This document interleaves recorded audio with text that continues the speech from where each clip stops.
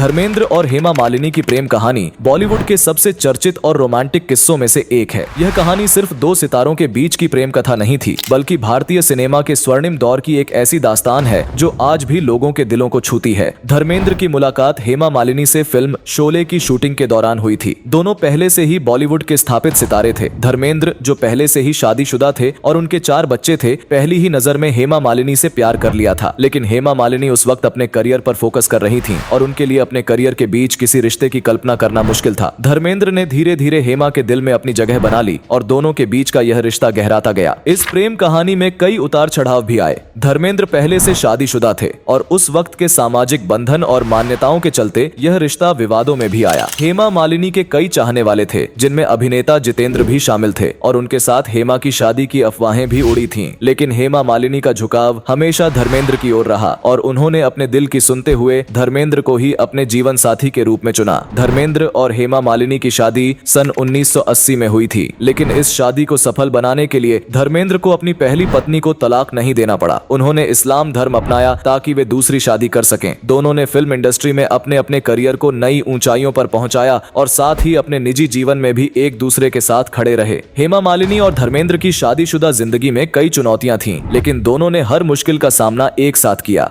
उनके 2 बेटियां ईशा देओल और अहाना देओल इस प्रेम कहानी का हिस्सा बनी। धर्मेंद्र और हेमा की जोड़ी न केवल फिल्मों में हिट रही, बल्कि असल जिंदगी में भी उन्होंने अपने प्यार और रिश्ते को मजबूत बनाए रखा। आज भी धर्मेंद्र और हेमा मालिनी की प्रेम कहानी बॉलीवुड की सबसे चर्चित और आदर्श मानी जाती है। उनकी गहरी बॉन्डिंग और एक दूसरे के प्रति सम्मान ने इस प्रेम कहानी को सच्चे प्यार की मिसाल बना